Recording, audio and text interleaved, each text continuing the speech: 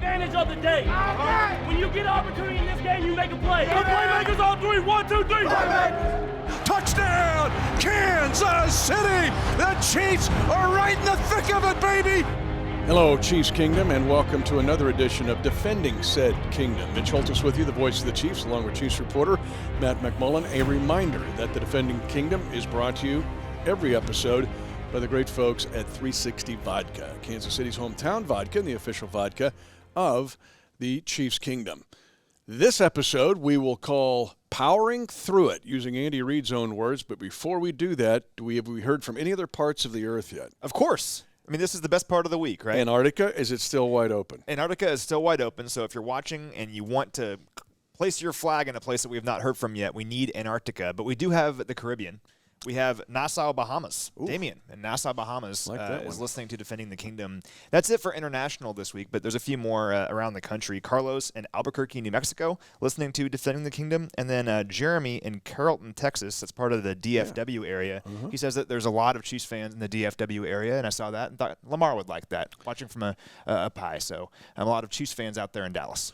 And since Patrick Mahomes has become the QB1 here in Kansas City, even more fans in the Metroplex. Most of those are Texas Tech fans, but the Metroplex likes the Kansas City Chiefs. They like the Cowboys in the NFC, but they've kind of adopted the Chiefs in the AFC. Yeah. Easy done, well done. It's legal to do that, although for the 1 week that's coming up in November, it is not. Yep. All right, powering through it and love those locations. You know, some of these we need to maybe do site visits. I totally agree. The Bahamas, we could do a Defending the Kingdom from the Bahamas. Yeah, I mean, and where was the one a few weeks ago? Uzbekistan? Yeah, Uzbekistan. Yeah. Go out there for a live show? Sure. Yeah. Reroute the charter? Yeah, heck yeah. We've had Iceland, Finland, Latvia, Estonia. Moldova? the best one yet. So here we are, powering through it, and I got this from Andy Reid on Monday night on our Chiefs Kingdom show. That you can find if you can try to find it, archive it. But he just said the win over Washington and getting ready to play the Tennessee Titans, he said we were able to, and he kind of said it parenthetically, but just power through it. And it struck a nerve with me because that second half against Washington was the best half of this season. And all three phases were involved. Everybody got on that plane feeling like they had a piece of it. It wasn't 50-49. It wasn't 3-0. Special teams, 2 great punt returns by McCole Hardman. The team was able to power through it because you and I were within about this distance. You were helping me spot in that game. And that feeling at halftime, or with Washington driving to start the third quarter, was not a good feeling. It wasn't. And we've been waiting all season for the Chiefs to kind of find a way to get their mojo back. And the only way to do that is to go out there and do it on the field in all three phases. And the first half of that Washington game felt a lot like the Chargers game, didn't it? Where the Chiefs were moving the ball effectively. They just kept turning the ball over in Washington territory, and you get nothing for all those yards and first downs that you rack up. It's very frustrating because you know this team is better than that. And they're interceptions that are totally uncharacteristic of this team, like the one that bounces off Tyreek Hill's hands or the one Patrick Mahomes threw up in the air, and the fumble that McCole Hardman had. These are uncharacteristic turnovers, and that's been the case throughout the season so far, things that this team has never done in the past, and the ball bounces an unlucky direction a few times, and before you know it, you're in a dogfight with a good football team. So it kind of felt like that in the first half. The second half felt like the Kansas City Chiefs. Yeah. And in all three phases, we always talk about the offense, but the defense was quietly very good last year. Really kept this team in a lot of games. And the defense was playing like their 2019 self and their 2020 self in the second half against Washington. They kept the Chiefs in the game when the offense was sputtering in the first half. And then the second half, they put the hammer down because they allowed a total of 76 yards from scrimmage, 0 points. That's how you win football games against hungry teams like the Washington football team. That, I mean, let's say it like it is. They're 2-4 this year, but they had been in games. They were averaging 25 points per game. They have 4 first-round picks along their defensive line. They're a talented team, and the Chiefs in the second half of that game said, wait a minute, we're the Kansas City Chiefs. And they looked like it. They looked like a championship team in that second half. And I'm hoping, and I really truly believe, that by all three phases, pulling themselves up in the second half and showing what they could do, they can carry that momentum and that mojo into next week. Yeah, and Washington still had Antonio Gibson, and they still had Terry McLaurin, 2 of the most underrated players in the league, and this has been a tough schedule at this point. Look at all the division champions. Just take a moment and look at the division leaders in the AFC. Guess the Chiefs have played all three of them.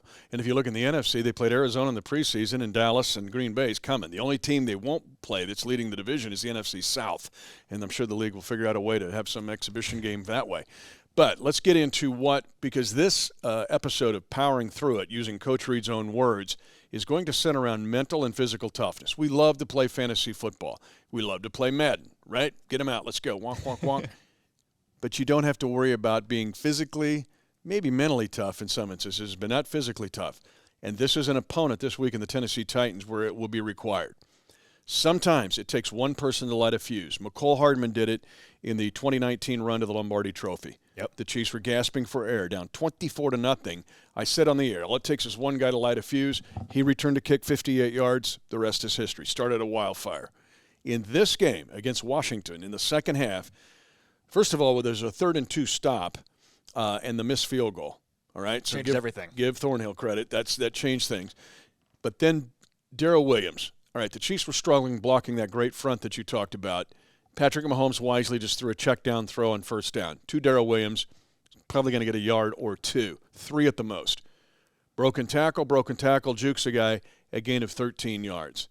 You and I'm looking over at that sideline, and everything just started to go up and up and up. That sideline was turned on by a guy who did it against negative inertia and made a powering through it kind of play, Daryl Williams. That play was a microcosm of his entire performance. And there's a lot to talk about here with Daryl because he's such an awesome story, first of all. The guy's grinded his entire football career. He was never a starter at LSU. He was behind Leonard Fournette and Darius Geis, 2 future first and second round picks. He was never a starter there, but whenever he had an opportunity at LSU, always showed out. He had like 1,400 yards and like 19 touchdowns in his career. You just never heard about him. He still thinks he's going to get drafted because he was so good at LSU and those limited opportunities doesn't get drafted. And he told us last week that his mom cried the night he didn't get drafted because she was so disappointed for him. She knew that he could do it, and she cried because he didn't get drafted. First time that he ever saw her cry. Well, he signs with the Chiefs several years ago and still is never a starter here. 39 career games until last week, had never started, but he always grinded. Like whenever Daryl was in the backfield, you could count on him. He would get the extra yard. He made big plays. He was a closer, and we'll talk about that in some big games. But Daryl was always a guy you felt good about, even though he was never the feature guy. Well, last week he finally had a chance to be the feature guy, and you wonder, how does he handle that opportunity? He killed it. He was amazing. And this is a situation where, like, we love stats, but looking at the box score does not tell the whole story here because he had 62 yards rushing and 2 touchdowns. But you look at that, you're like, oh, he was pretty good. He was outstanding in that game, and it's because of how he ran every single time he touched the football. He never went down at first contact. He had 49 of his 62 rushing yards after contact. So he kept powering through guys. He never went down when guys tried tackling him initially. And his performance really characterized the entire Chiefs' performance in the second half because teams are trying to tackle him. Teams are trying to get the Chiefs' offense off the field. And he says, I am not going down unless you force me down. And that was the Chiefs' mindset throughout the second half. And that's this team's mindset moving forward. And Daryl really characterized that. Part of your brilliance, you even used powering through it in just a phrase in that answer, which was awesome. But here's Daryl Williams. You talk about being a finisher. He's 224 pounds. So he brings an element to the running back room that when you look at McKinnon, he's not 224, nor is Clyde Edwards-Helaire. So there's some power. To finish red zone drives, his 2 runs, first of all, the second one was awesome. The play side, it's a right side play, it's all clogged up.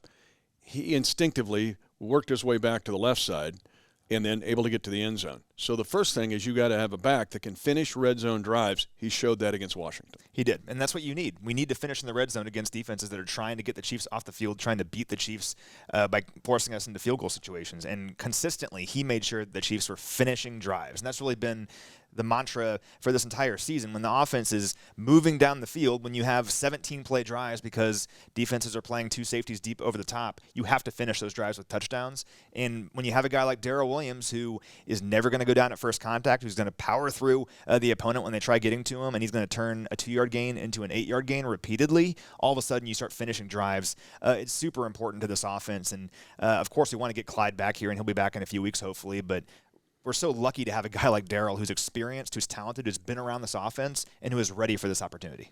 Yeah, this powering through it phrase feels like a noun at times, and it feels like a verb at times. And for Daryl Williams, he's both. Remember, He closed out the Ravens' victory in 2019 on a screen pass of 14 yards when if the Chiefs turn it over, who knows what's going to happen in that game with Lamar Jackson. So, again, Daryl Williams gets our first Powering Through It award because he flipped that game, in my opinion. Boom, that's it. Second guy is a little sneakier here, and it's Rashad Fenton.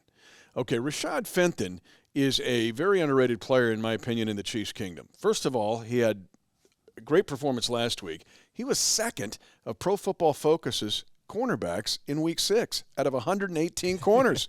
Fenton was second. But it's not the first time we've seen this. He made the initial stop on the initial stop in Super Bowl 54. Yeah. He stayed in front of Garoppolo and ran him out of bounds, even gave him a little shot that the San Francisco sideline thought was personal foul.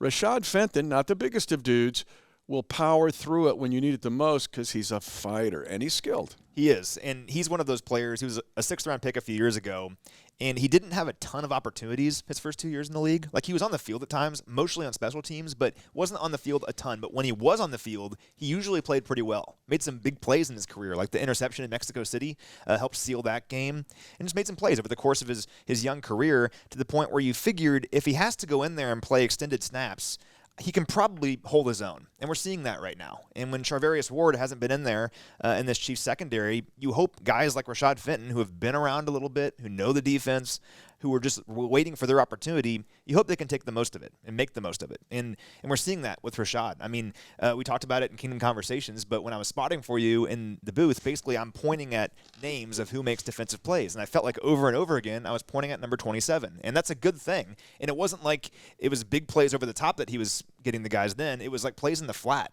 It was short little slants. He was making plays consistently. And we hoped we'd see that growth from him this year. And with some injuries in the secondary, we're seeing it so far. How's your blister on your pointing finger? It's healed up for next week. I'm ready to go. That's awesome, and I can't wait to have you in the booth with me. And don't laugh at blisters on Defending the Kingdom. Do not do that. Just ask Max Scherzer. Go right down the line here. Charlie Morton. We'll cover everybody. Zach Greinke. Who else can we throw in there just to make sure we're covered there? But anyway, it's a lot. Don't laugh at blisters. Okay, another guy that's in this powering through it discussion to me is Joe Thuney. Joe Thuney, the Chiefs left guard, two-time world champion with the New England Patriots, broken hand. Some thought might be out for the season. Joe Thuney got after it against the Washington football team. He just powered through it. So in Chiefs Rewind, after he broke his hand against the Bills, we were talking, because we don't know anything about it. We just heard he fractured his hand. So we're just talking about it like, man, I hope he doesn't miss too much time. He didn't miss any time. He played the very next week, and he didn't just play. He played against one of the best defensive fronts in all of football and played pretty well. I mean, he is not human. If one of us broke our hand, we'd probably be out of the office for a while. He's out there playing NFL football. It's just a testament to his toughness. I mean, as long as he can do it safely, which it's been deemed that he can, it's all just a mental game at that point. And if you're both mentally and physically tough, you can power through it. And, I mean, nobody is tougher than Joe Thuney. When the Chiefs need him, I mean, they needed him against Washington. You have a tough loss against the Bills. You want to go into that Washington game, like I said earlier, get your mojo back. You need all your horses. And Joe Thuney probably could have been like, hey, nah, I'm just going to take this week off. He's like, no, I'm going to play, and you have to respect that. And it helps him that his right hand is broken. Doesn't help him, but he's a left hand. He plays left guard. Could be worse. So his hand goes in the ground with his left hand. That's how he gets his push and pressure. But you remember last week? Was it last week? I quoted Dodgeball, the underdog story, one of the great movies, really, of civilization, and Patches O'Houlihan. I'm going to quote it again because I want to ask you about the ripple effect of these guys, especially Thuney, because it reminds me of the scene. Now, Lance Armstrong, as some shines come off him. The scene where he's sitting there with Vince Vaughn. Vince Vaughn's going to quit on Average Joe's. He sold his team out. And Lance Armstrong goes, yeah, I had testicular cancer, but I guess I kind of powered through it. And so, to me, the ripple effect of these guys, especially Thuney, because players know. They go, the dude maybe shouldn't be playing. And he's like, no, I'm going to do it. It's Lance Armstrong telling Vince Vaughn, maybe you could quit, Vince, but probably not. It reminds me, and here's a throwback here, of Tim Grunhard. Because Tim Grunhard played like 1 million games in a row. And I wrote an article on Tim a few months ago about how he was going into the Ring of Honor and asked, who was it? I asked one of his teammates. It was Dave Zott. I asked Dave Zott about how Tim's toughness inspired all of them. And he said that Tim would play through some things that they could never imagine themselves playing through. But he'd be like, the team needs me, I'm going to go out there and play. And it inspired the rest of the offensive line, an offensive line that was one of the best in football throughout the 90s and into the 2000s, that, hey, if Tim's playing through this, we got to play through this. And it inspired everyone. And when you have someone like Joe Thuney who's doing a similar thing here now, it inspires everybody. Like, listen, I'm beat up. It's a long season, especially with an extra game here. It's a very physical game. But if Joe's going to play through this, I can play through what I'm going through. And as long as it's not going to be detrimental to your health or make things worse, if you can play through it, guys will find a way, because that's a culture that's being bred here, where if you can play through it and it's, once again, it's safe to do so, if you can find a way to do that, and you can find that toughness inside of yourself, you do it. And that's what helps win football games. And as you mentioned that, I'm thinking we've talked about three guys here: offense, defense, offense. Again, everybody got on that plane coming home from Washington feeling like they had a part of that win. Yeah. And guys always talk about missing the locker room when they retire. But those winning plane ride homes, like a game like that where everybody felt a part of it, that marinates. And I'm really interested to see if that won't carry over to this week, because that feeling on that plane hasn't been there for a while. Yeah. And it was great to sense that from the guys. Well, in retrospect of a victory, too, you can look at the offense struggling in the first half as almost a positive for two reasons. First off, the defense really never struggled throughout the game. For the most part, they were very good, except for maybe the touchdown to Ricky Seals-Jones. The defense was terrific throughout the ball game, forced the football team into field goals in the red zone, forced some punts, forced some third downs. They were good and kept the Chiefs in the game throughout. So it was good for the defense to have an opportunity to go out there and say, hey, we had a real part of that, because things could have gotten out of hand. If the football team scores 21 points and the Chiefs aren't scoring anything offensively, all of a sudden it's an uphill climb. Well, the defense made sure that didn't happen. The defense kept the team in the game, and that's very important for confidence moving forward. Then also for the offense to have things not go well in the first half and to be like, oh, here we go again. We're turning the ball over, we're not doing what we need to do, we're pressing too much. For them to reset and to go out there in the second half and be unstoppable. I mean, just like the offense that we're so used to seeing, I think in both ways, the fact that the offense struggled in the first half, both of those things coming out of it is a positive moving forward. And no better example of that than Patrick Mahomes. Yeah. Maybe his worst play as a Chief at the end of the second quarter, we're like, wow, who just got into Patrick Mahomes' body? He powered through it, and in the second half, he became Patrick Mahomes again. And it showed us a lot. And again, he almost had 400 yards passing. So the stats take care of themselves. But he had to show some toughness. And again, an example of the rest of his teammates. Like, I just maybe did the dumbest thing I've ever done, but watch this. Yeah. And it was awesome to see it. It was. And so the thing with Mahomes is Mahomes magic, right? We know what he can do. He can do things that truly nobody can do with the football in his hands. And he's done that over the course of his career. Every once in a while, and this is few and far between, it's not going to work out. And that's what happened on that ill-fated third down pass. But what I love about him and this team is that he doesn't let it bother him. I mean, and this is the mental toughness that we're talking about here. How many guys, if they threw a pick like that, would be just go into a shell and be like, I can't, that can't be my game. I can't throw the football like that. I can't have these crazy broken plays. I need to just, go down to throw it away. I can't be what makes me, me. Well, his teammates immediately, because he told us this after the game, his teammates told him, don't stop being you. We believe in you. Keep being you. We know that 9 times out of 10, that play ends up being a highlight reel play that they're going to be talking about on SportsCenter tomorrow. Didn't work out that time, but keep being you. He took that advice and he believed in himself. And look at the second half, some of the throws he made. I mean, classic vintage Patrick Mahomes throws. The one that stands out to me is on the 3rd and 6, moving down the field. The Chiefs are only up by, I believe, 3 points at this point, 3 or 4 points. 17-13 at that point. Yeah, it's still a very close game, even though it feels like we blew him out in the end. And he's moving to his left. Travis Kelce's moving to the right, and he shovels it like 11 yards. Nobody else can make that play. Picks up the first down. The Chiefs go on and score, and it's a rout from that point on. If he doesn't have the belief in himself after the interception that I need to keep being myself, that play doesn't happen. He doesn't throw it because he doesn't want to have another goofy, weird play occur. The belief in himself there was critical, and the confidence in himself, despite a play like that he doesn't ever want to see again, I'm sure, knowing, hey, that won't happen again because I need to keep being me. And that's what is so important about his mental toughness there. So powering through it, we saw it. We brought up Daryl Williams. We bring up Rashad Fenton. We bring up Joe Thuney. We bring up Patrick Mahomes, who had to come back from that embarrassing play. But if there's a guy in the 62 years of the Kansas City Chiefs / Dallas Texans that comes to mind of thinking powering through it, it's the all-time leading tackler in Chiefs history, DJ Derrick Johnson. The ultimate warrior. And he's a guy that I grew up watching. I mean, that was like my era of being a kid watching Chiefs football was Derrick Johnson. And we'll talk later on about making sure that you're sure on assignments, that you're wrapping up tackles, not missing tackles. And Derrick Johnson was that guy, all-time leading tackler in Chiefs history, an absolute legend here in Chiefs Kingdom. And what a better guy to talk to about powering through it than DJ himself. I caught up with him earlier this week to talk about powering through it and also playing this Titans rushing attack. All right, we're joined now by one of my favorite players of all time and one of the greatest players in Chiefs franchise history. It's Derrick Johnson. And DJ, the theme of our podcast here today is powering through. And you're a great guy to talk to about this because you powered through a lot in your career, not just physically as a linebacker, but also mentally. You went through some struggles on the football field, but always powered through and ended up being one of the greatest players in team history, like I said. When you think about powering through, what are some memories that come to mind for you? Oh man, powering through. That I can talk all day about this. I mean, when I think of powering through, it's about fighting through adversity, fighting through something that doesn't favor you. But when you get through it, you'll actually be even better. And that's kind of how the Chiefs are looking right now. It's one thing where it's like, man, we're thinking they're going to be 5-1 at this time, but they're 3-3. But I tell you what. They've been through some stuff early on, but it's about peaking at the right time. It's more important to win in November and December, trust me, than early in the year. But I tell you what, man, powering through, that's what it's all about. That's what it's all about. And when I think of powering through, I've started 1-5 in the 2015 season with the Chiefs. And I tell you what, we powered through and won 10 or 11 straight after that.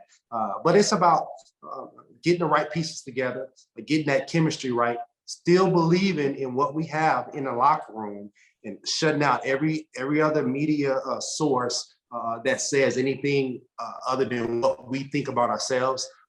Great things will happen. I mean, we have a great nucleus on this Chiefs team, so I'm not worried about that at all. That 2015 team is one of my favorite Chiefs teams of all time because of that mental toughness that you're talking about, because the team knew that they could be better than a 1-5 start. That was a total fluke. They knew that they're not a 1-5 team. And to band together and to come together and to not just win all those games in a row, but to win the first playoff game in like 20 years for the Chiefs, it was amazing stuff. It was amazing mental toughness. And you kind of talked about this just now, but I want to ask you about the mental toughness of this year's team, because once again, we know this is not a 3-3 football team. They're better than that. Some balls haven't bounced their way. They've lost some games they feel like they should have won.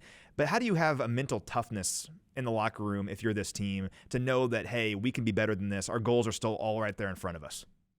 Well, yeah, that's what we preach all the time. I mean, it's not how you start, it's how you finish. But I tell you what, man, football's a marathon. It's not a sprint. It's one of those things where, hey, whoever can respond the best after adversity will actually be the team that will be hard to stop later on. And that's the plan, right? It's one thing to stop a team early, but hey, can you stop them when it comes into November and December and towards the playoffs? That's when things really comes together, especially for the Chiefs for the last few years. But trust me, everybody's going to get the Chiefs. Everybody's going to give their best shot when it comes to the Chiefs, because I mean, you see the games that they lost. I mean, it was like, I mean, people want a Super Bowl because it's just, it's one of those things where everybody wants to beat the Chiefs, and we've built that over the years. But that's a good thing. That's a good thing. So we'll get everybody's best shot. But you know what? We're strong enough to be that team, to be that last team standing at the end of the year. And I think that way about this year too.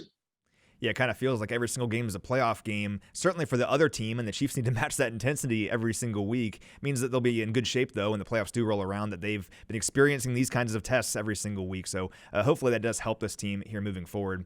Last question for you. I'm just asking about Derrick Henry because he fits into this whole mindset of powering through. The guy powers through opponents quite often, leads the NFL in rushing yards. He's been a total stud throughout his career, and particularly this season. As a former defensive player, former linebacker, how would you go about trying to stop Derrick Henry in this game? Well, you know what? It's team defense. Team defense. You talk about a big guy that can run fast. I mean, as far as defense alignment to linebackers to DBs, I mean, everybody has to plug their gaps. I'm telling you, man. Building that wall, setting the edge on the outside, and corners got to tackle. You got to tackle. It's just that they're going to make you tackle, which is pretty cool atmosphere for you.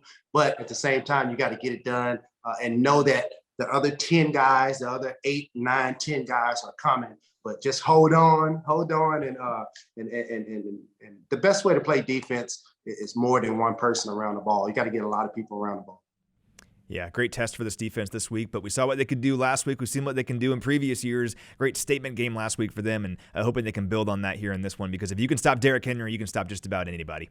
DJ, awesome stuff, man. Appreciate it. Hey, thank you. So DJ, one of my all-time favorites, yours too, but in 28 years of being the voice of this team, DJ's right there near the top of the list of my all-time favorite players. He could clean up a lot of stuff. And speaking of cleaning up stuff and powering through stuff, we want to bring up something that's really exciting for the entire Chiefs Kingdom. We're turning to cold water, folks. Turning to cold water, washing with Tide. And we're calling on you to do the same. It saves money on energy bills. That's big.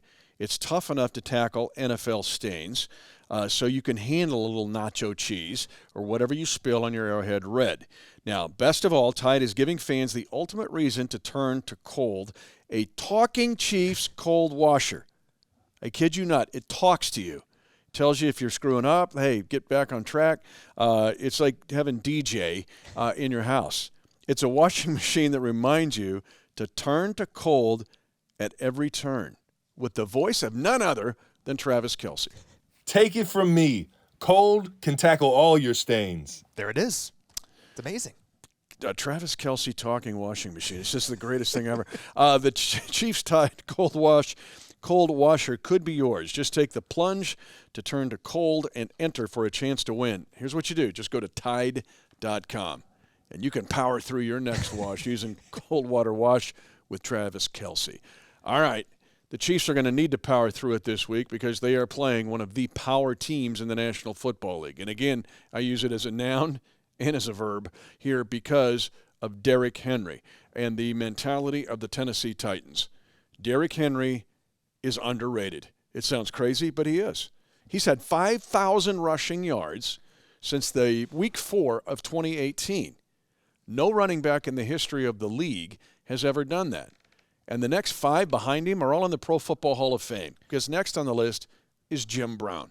Wow. I mean, we're looking at the Jim Brown of our time in Derrick Henry of the Titans. He is a rare breed, that's for sure. And we've talked about this all week, that we don't really see running backs like him anymore. We don't really see offenses like this much anymore, because the running back position nowadays is guys like Christian McCaffrey, it's guys like Clyde Edwards-Helaire, Alvin Kamara, Darren Sproles, guys that are athletic.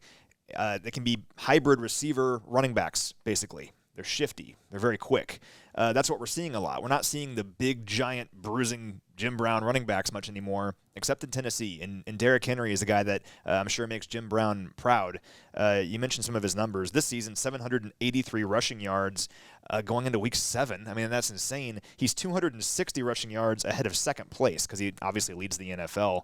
The guy's amazing. And the thing with him, and speaking of powering through it, is that they'll just keep giving him the football. And he's not going to run for 10 yards every single time. And look what he did against the Buffalo Bills. He had 20 carries in that game. On 19 of those carries, he picks up 67 yards. So that's 3.5 yards per carry. So if you're the Bills, you're feeling pretty good. Like, hey, we're stuffing Derrick Henry. But you can never take a play off against this dude because when you do, all of a sudden he breaks off a 76-yard touchdown run in the first half, and that ended up being the difference in the ball game. So Derrick Henry, they're going to keep throwing him at the Chiefs over and over and over again.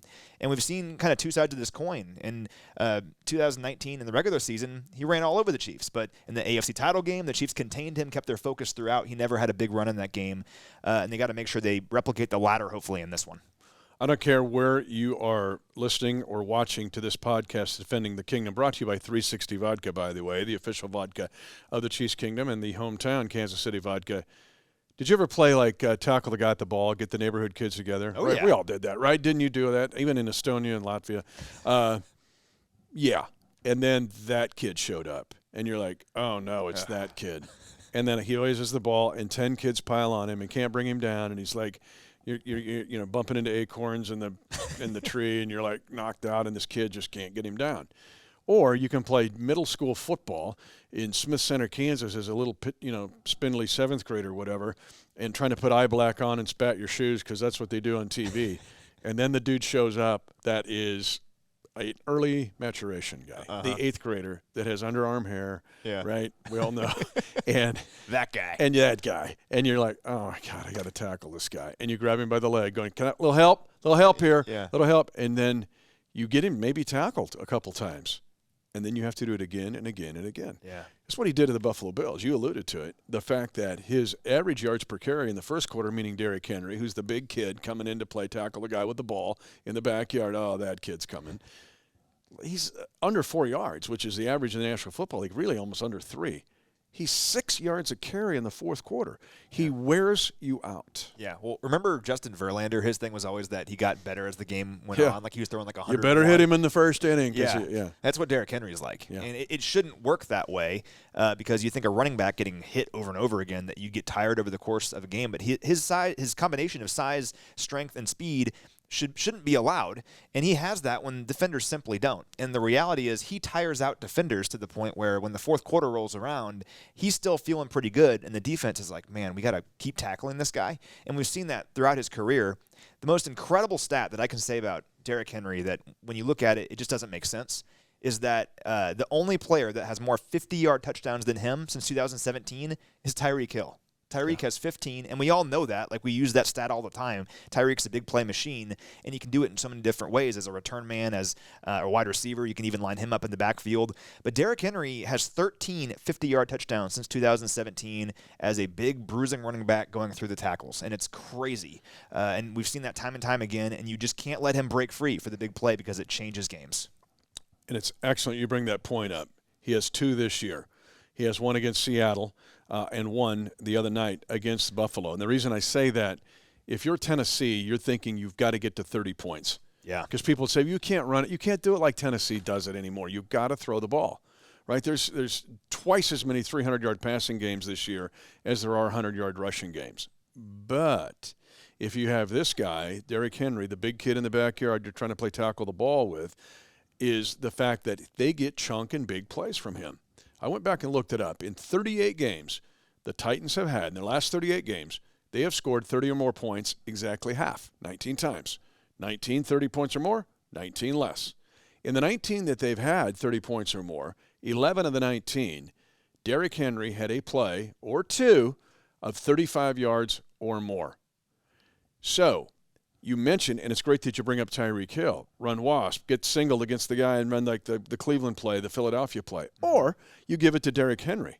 The same thing's happening. Yeah. It's just doing it in a different way. It is. And the thing with me, with Derrick Henry as well, is also third down. Third down is very important, and keeping the Titans in long third downs, because he's going to get the big play every once in a while for sure, but you can't let him get 6-7 yards on first or second down, because if you look at the Titans' third down conversion rate this year, it's not very good. They're near the bottom of the league at 38.8%, but when they're facing 3rd and 4 or less, they are near the top of the league. They're converting 70% of those when many other teams are not. It seems like that would be kind of an easy distance, but many teams are lower than that, and the Titans are doing it almost with ease because they hand it to Derrick Henry, and that guy can get 4 yards in his sleep. So big plays are very important, but also making sure that you're staying on your assignment, being technically sound, and wrapping him up, not letting him break free for another couple extra yards, because you want to get this team off the field. Just like teams are trying to make sure they're trying to limit Patrick Mahomes' drives offensively, you want to limit Derrick Henry's drives offensively, because they can eat up clock, they can eat up yards, and before you know it, the second quarter's over, and you've had the ball one time. You can't allow that to happen against this team. Just a different way of doing it. But Tennessee's doing it, nonetheless. So, again, here we go, trying to power through it. The Chiefs did it in the second half last week against Washington in all 3 phases. They will power through it against power in Derrick Henry, who is the big kid in the backyard who shows up playing tackle the guy with the ball. Here we go, brother. Last time the Chiefs were there, they lost this game 35-32. Then they peeled off 9 straight wins and won the Lombardi Trophy. So, all right, here we go. It's the Chiefs against the Titans, and the Chiefs will try to power through it. 10, 5, touchdown!